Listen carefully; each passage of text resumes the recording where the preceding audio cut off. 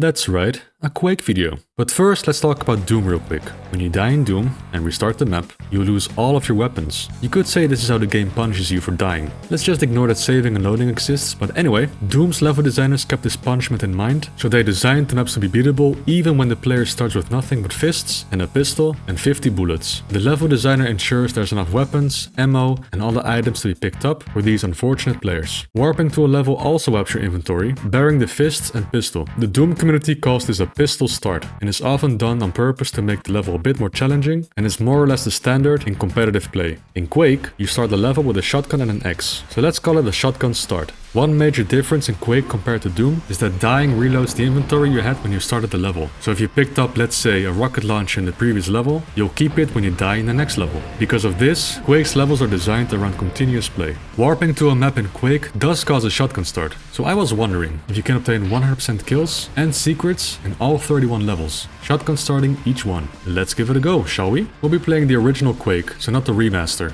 Why? Because the competitive community sticks to the OG mostly. The difficulty will be Nightmare. The original Nightmare difficulty turns monsters into super aggressive turrets. The player's health remains the same. We'll be going for all kills and secrets. Yes, we'll even try to kill all zombies, which will be very tricky. If you're not familiar with Quake, its combat and enemies, don't worry. I'll explain every detail as we go through the game. Let's start with episode 1, Dimension of the Doomed.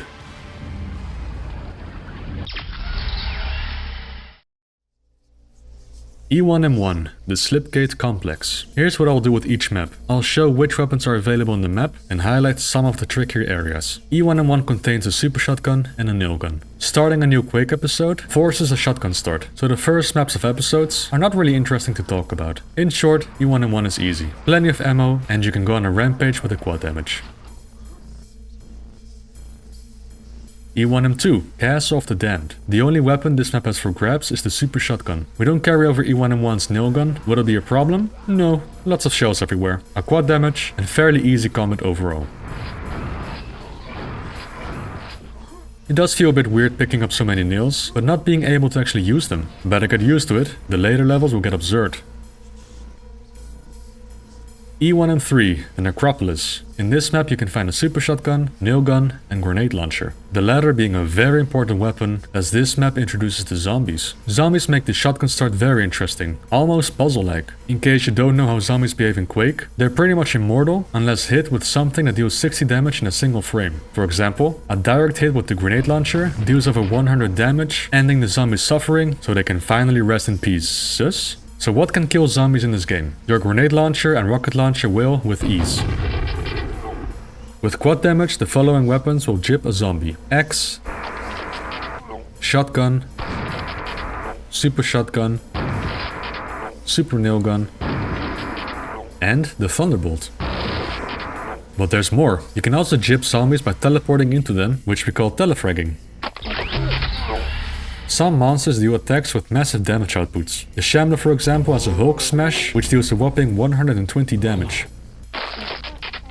The Spawn's Explosion, when it dies, also deals around 120 damage. The Vor's Projectile only deals 40 damage, but is hard-coded to deal 110 damage against zombies. Kaboom! So yeah, E1M3 has zombies. Dealing with them in this map is fairly easy, as you get lots of grenades. Don't forget that the ogres also drop 2 rockets upon death. Well, as long as you don't jib them, of course. This is something important to keep in mind for this challenge. In the big open area, you'll face 2 Shamblers with the second one spawning in after the first one dies. It's worth noting that grenades and rockets deal half damage against Shamblers, so it's best to seek alternative weapons against them. So Quake's telefragging is quite interesting. You can telefrag monsters. Monsters can also telefrag other monsters. Can monsters telefrag the player? No. If that happens, a reverse telefrag occurs. The monster teleporting in dies when the player is occupying the teleport destination. We can exploit this nifty little feature to get rid of the second Shambler without wasting any ammo whatsoever. The rest of the map is pretty straightforward. E1M4, the Grisly Grotto. This map introduces the super nail gun. At the secret exit is also a grenade launcher. Again, pretty easy map. There's a very strange ogre spawner, which makes 100% kills impossible if you mess up how you navigate through the map. The ogre is in an out of bounds room trying to walk into a teleporter, but there are 3 doors blocking him. One of the doors open when you kill the fiend here. The next one opens up when you approach the super nail gun. The last one when you press the switch.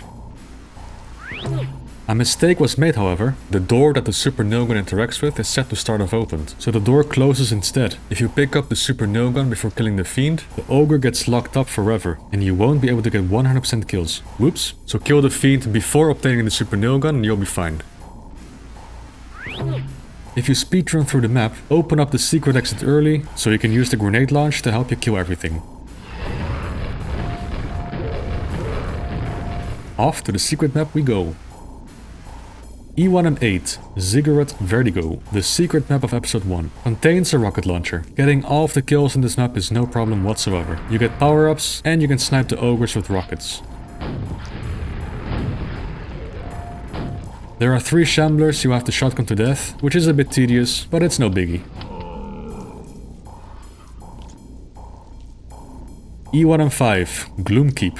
E1M5 contains a super nail gun and rocket launcher. 2 powerful weapons in a map with plenty of ammo and power-ups makes this one a breeze. Even the Shambler stands no chance. Easy. E1M6, the door to Catan. Just like E1M5, this map gives you a super nail gun and rocket launcher. Both relatively early into the map, so go nuts. Do try to save those nails for the 2 shamblers towards the end. There are some zombies as well, but we've got a rocket launcher. This one is pretty easy to shotgun start. E1M7, the House of Catan. The final level of the first episode, and it has no weapons. Oh no, no worries. The boss is killed through a series of button switches and that's it. The remaining enemies are out of bounds and will teleport in when you exit the level. They will immediately jip, creating some kind of fireworks? I don't know, looks like it. Either way, it's a nice way to congratulate the player. Shareware is over, time to move on to episode 2, the Realm of Black Magic.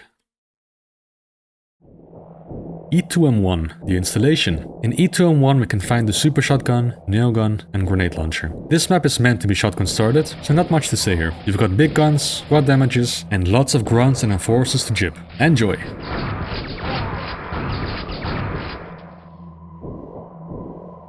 E2M2, the Ogre Citadel. In this map we can find the super shotgun, nail gun and grenade launcher. There are some zombies in the map, but we can just blow them up with grenades. As the map name implies, this map is riddled with ogres, which provide lots of grenades for you to enjoy. E2M3, the Crypt of Decay. E2M3 gives you both nail guns and a grenade launcher. This map also introduces the Rotfish. Oh Rotfish, you're so broken. So all monsters have a start function and a go function. Start spawns the enemy, and go tells it to run its behavior. There are separate start and go functions for each type of monster. You've got grounded monsters, flying monsters, and swimming monsters. In the start functions of all 3 types, increment the total kill count by 1. The go function for swimming monsters, however, does the same incrementation for some reason. This means that each rotfish that spawns adds 2 to the total kill count, rendering 100% kills impossible. This is just a technicality, so we'll just keep track of how many rotfish we've killed and subtract them from the kills tally at the end of the map. With that out of the way, how's the rest of the map? Fairly easy. The early nail gun gets rid of the ogres and death knights somewhat. A grenade launch is acquired halfway through and will help out a lot. It's also the key to deal with the zombies in this map. You will also get Quad, which speeds up killing the shamblers towards the end. Let's say hi to Dopefish and take the secret exit. E2M7, the Underearth. Episode 2 secret level. The only weapon this map gives us is the grenade launcher. There are a lot of shells to pick up, so get ready to shotgun a lot of enemies. You get a quad damage which helps a bit, but this map is a bit of a slog to shotgun start. Dealing with the zombies is no problem in this one. E2M4, the Ebon Fortress. This is one of the few maps in Quake that contains 4 weapons or more. You can obtain a nail gun, super nail gun, grenade launcher and rocket launcher. There's also quite a lot of power-ups, so getting all kills is fairly easy. Well, except for 4 scrags that cannot be killed. Near the silver key door, there's a fight where 4 scrags teleport in. There's supposed to be 8 of them, but one of the 2 trigger relays is never targeted. These trigger relays target the scrags, so they wake up and fly into the teleporter. This once again is a technicality. The competitive scene considers 74 out of 78 kills to be 100% kills. E2M5, the Wizard's Manse. Here we can find the rocket launcher and the Thunderbolt. Hell yeah. There are 3 Death Knights and an Ogre at the start. Infighting is an option, but in the end, you have to shotgun them all to death. The room with the stained glass has a lot of enemies. Best is to run in, grab the red armor, let everything infight, and just leave. Eventually you get the Thunderbolt. It's too bad the cells you picked up from the Enforcers in E2M1 don't carry over. Well, not that it matters much. You get plenty of quad damages to mow down all the enemies with relative ease.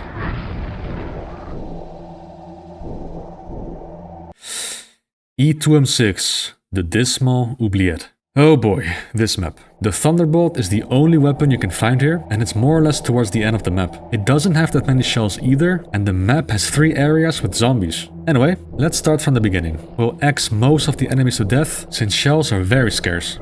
In this area we'll encounter a first group of zombies. Luckily there's a quad damage, but for that we need to press the button first. Rely on infighting, get these ogres to kill each other, and kill the last one with your trusty shotgun. Move on to the other side of the building and ignore the quad damage for now. We need to open up the rest of the building here, so we have access to all of the zombies before the quad damage timer runs out. Once everything is opened up, go for the quad damage and kill the zombies as quickly as possible.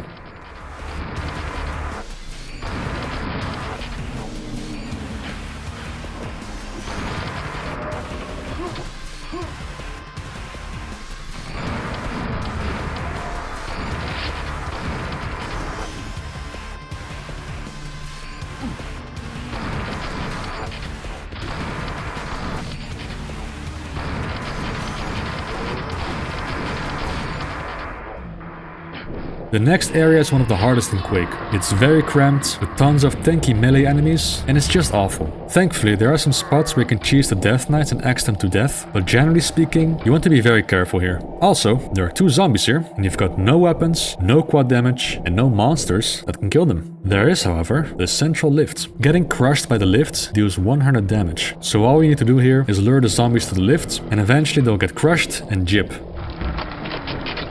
Phew! We can use the pentagram of protection to deal with the Fiend and Shambler. Now we move on to the final fight. During this fight, the floor descends as enemies spawn in. When the bottom is reached, the wall opens up and reveals 2 Vors. There's a zombie we need to deal with here, but we can telefrag it with the Shambler that spawns in.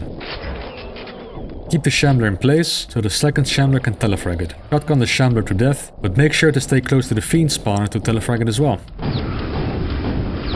Eventually 6 zombies spawn in, and there's nothing you can do about it. Sure, you could have used the Shambler to Hulk smash them to death, but there's an easier solution, the Vors. Blow up the zombies using the Vors explosive pods, then zap the Vors to death, collect the rune, and there you go. A very difficult map to shotgun start, but we did it. Episode 2, 100% kills with shotgun starts. Episode 3 is next, the Netherworld. And spoiler warning, it's not getting any easier. E3M1, Termination Central. Episode starter, so not much to say. You get a super shotgun and a nail gun. Also a lot of ammo for both weapons and quad damages. A great map to go on a rampage, and a well-deserved breeze after that awful E2M6 experience.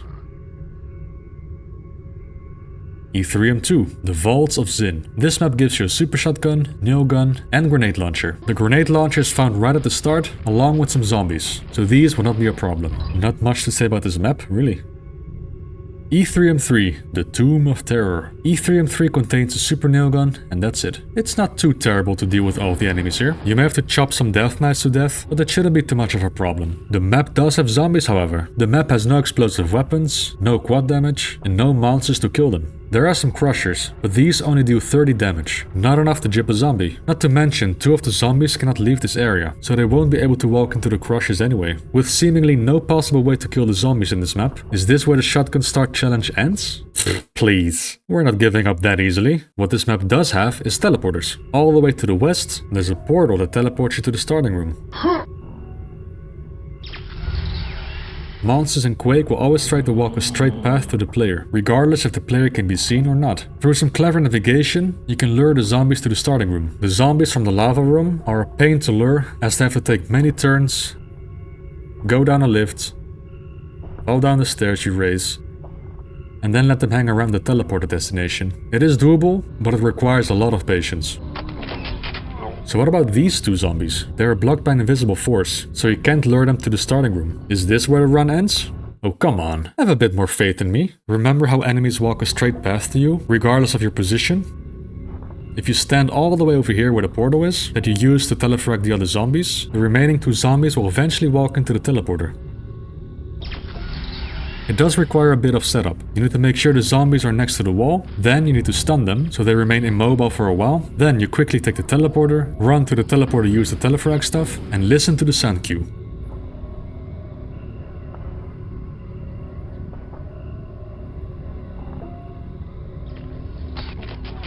Boom! All of the kills. A lot of patience is needed for sure, making it one of the harder maps to max. E3M4, Satan's Dark Delight. Here you get a super nail gun, rocket launcher and a thunderbolt. Lots of big guns, making this a very easy map to shotgun start. The zombies in this map can be blown up.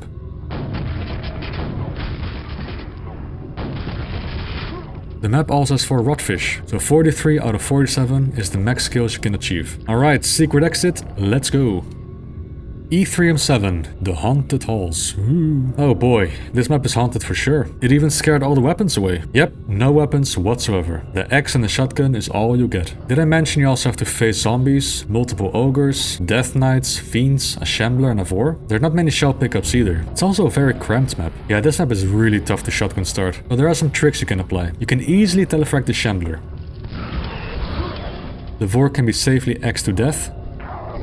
There's a secret quad damage, which you can use to kill the zombies.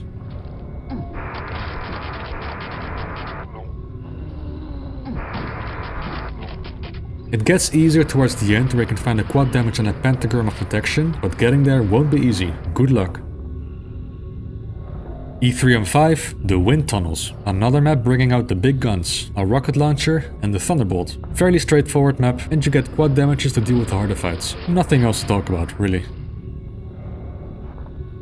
E3M6, Chambers of Torment. Ugh, another map with no weapons. This one is not as brutal and cramped as E3M7. It at least has armor pickups and boxes of shells, but it also has 9 vors. Half of them you can axe to death around a corner, or make them kill themselves by their own explosive attacks. Killing everything here will be tedious. Use that quad damage well.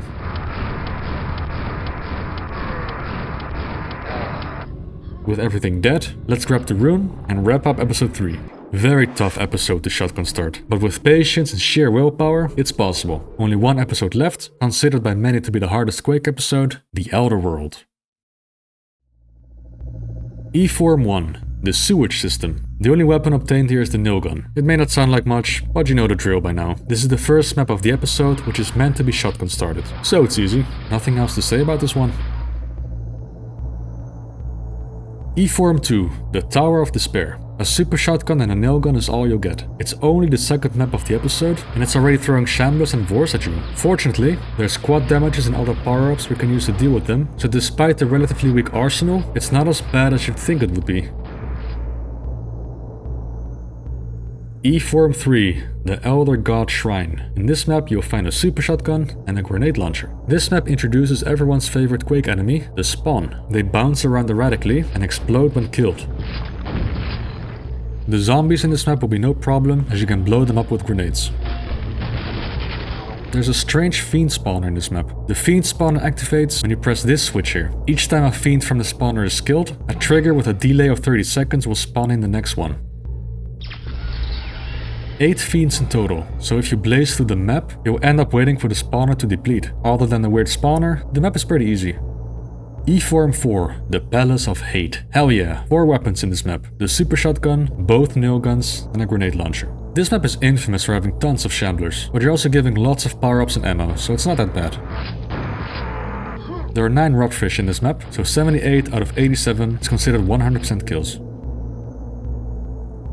E4M5, Hell's Atrium. You can find the super nail gun and thunderbolt here. It's a fairly easy map with plenty of power-ups and cells. Zombies may be a bit of a problem if you don't get any explosives, so you have to be smart with your quad damage usage. There are 41 zombies in total to deal with after all. Other than the zombies being a bit of a pain in the bum, this map is not really that hard to shotgun start. Let's take the secret exit because we're epic. Oh yeah, there's also 4 rotfish, so 94 out of 98 kills is all you can get.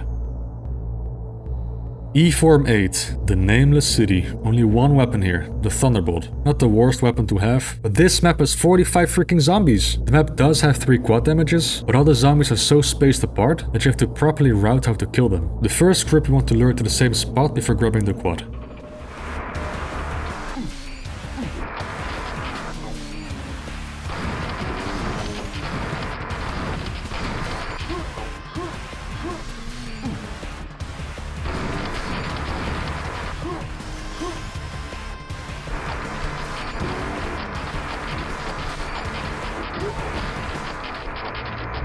The second quad you want to use for the zombies in the underground section.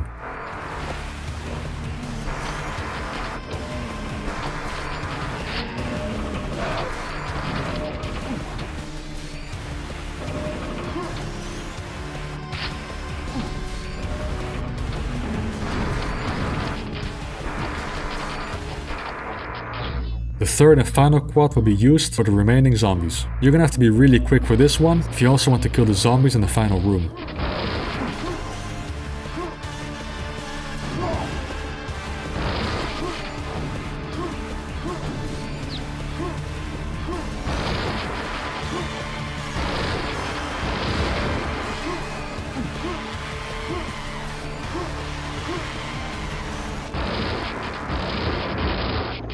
If you're not fast enough, you can always use the vor at the exit to blow up the zombies. The rest of the map is quite tedious. You'll be axing and shotgunning a lot of tanky enemies to death, including a shambler. We can save a lot of ammo by telefragging the fiends in the area with the silver key. Simply stand on the pedestal, kill the fiends to start the spawner, and balance the fiends on your head so they telefrag each other. You're left off with the shambler, but at this point you should have a lot of cells for your thunderbolt. This map is absolutely dreadful to shotgun start, and it's something I never want to do again. E-Form 6, the Pain Maze. Finally, a rocket launcher. This map is infamous for its many spawns. The room with the group of spawns can be somewhat cheesed. Just don't walk too far into this room to not trigger the pushing wall and blow them up from a distance. You can also cheese the vors by axing them. Yeah, this map isn't that bad actually. Not to mention the amount of power-ups, rockets and cells you get. We've got 3 fishes in here too, so 81 out of 84 kills is all you need to max this map. E-Form 7, Azure Agony. This map has got no weapons. The map lives up to its name. This will truly be an agonizing experience. You're gonna have to axe a lot of enemies to death and rely on infighting somewhat. This vor and shambler can be axed. Also this one. There are a lot of quads in this map actually, but you do want to save 1 or 2 for the zombies later. Yeah, don't ask why they spawn stuck in the ceiling. You can save a bit of quad damage for the final fight with the hopping vors, but it's not really needed. If you are conservative with your shells, you can snipe them down from below. They also end up killing themselves most of the time by hurling the explosive pods onto their feet. Absolutely awful experience, never again. Very glad that's over with. Grab the rune and let's get the hell out. We've got 8 rotfish, so 80 out of 88 kills is considered 100% kills. Alright, so far we've managed to shotgun start all 4 episodes of Quake. There's only 1 level left where we'll face the final boss. The final level, Shabby's Pit. This is the only level on Quake which gives you all of the weapons. We're gonna need those because we'll be facing 7 shamblers and 6 vors. This should be no problem really. The final boss is telefragged by lining up the floating pod inside its body and jumping through the portal. Boom! Congratulations. There's no kill tally visible, but checking the kills before hopping into the portal reveals 19 out of 25 kills. We dealt with 5 rotfish at the start, and Shabby is considered a kill too. Kind of. So that's it. Can you 100% kills all levels in Quake by shotgun starting? Yes you can, but it will be awful. E2M6, E3M3, E3M7, E3M6, E-Form 8 and E-Form 7 will wreck you. E2M6 because of its zombies requiring proper routing and unorthodox methods to kill, lack of ammo, and the cramped lift section. E3M3 because of the patience required to lure all the zombies into a spot where you can telefrag them. E3M7 because it has no weapons, barely any ammo, and it's very claustrophobic fights. Also you need to be smart with your quad damage to deal with the zombies. E3M6 because it too has no weapons, lots of enemies you need to axe including fiends and vors. E-Form 8 because of the limited weapons and ridiculous zombie placement requiring optimal routing for your quad damage usage. And E-Form 7 because it has no weapons, tons of strong and tanky enemies, and awkward zombies that require quad damage to kill. Those 6 maps are the hardest ones to shotgun start. Everything else is actually very doable. If for whatever reason you feel like taking on this challenge, then beware of the big 6. Good luck, Ranger. Alright folks, hope you liked the Quake video for a change. I've had the idea of 100% shotgun shotting Quake for a very long time, and I'm glad it's possible. The biggest obstacle were the remaining 2 zombies in E3 and 3. When I found out you can lure them to the teleporter behind them, I grinned ear to ear and actually did a little dance. That was very satisfying to achieve. I would like to thank all of the people viewing this video, all the cool YouTube members, and of course the lovely patrons. I'd like to give a shout out to the patron Turbo Nerds as well. Agonizing Oral Pain, Andri Dieklin, aka Makhauser, Anthony Sicko, Art Cox, Beaks Make Me Coom, Ben of Langley, Bitcore, Blackbeard, Bofu, Bunderstorm, Choose Your Fights, Christopher Lowell, Florida Man, Green Knight 9000, I Don't Funkin Know, John Hopper, Katsune Teku, Kiryu Gorobets, Matthias Sippert, Max Payne 67, Old Man Han, Omega Tyrant, Pete Peterse, Quake Gamer 632, Raven King, Riley, Robert Wakely, Space Duck, Spectre, Steak Jacobs, Stephen Bone, Peko Kami, That Epic Fox, Thomas, Timothy Collar, Turbine 2K5, Victoric, and Who's Ace. I really appreciate your support, have a nice day, and see you in the next analysis video.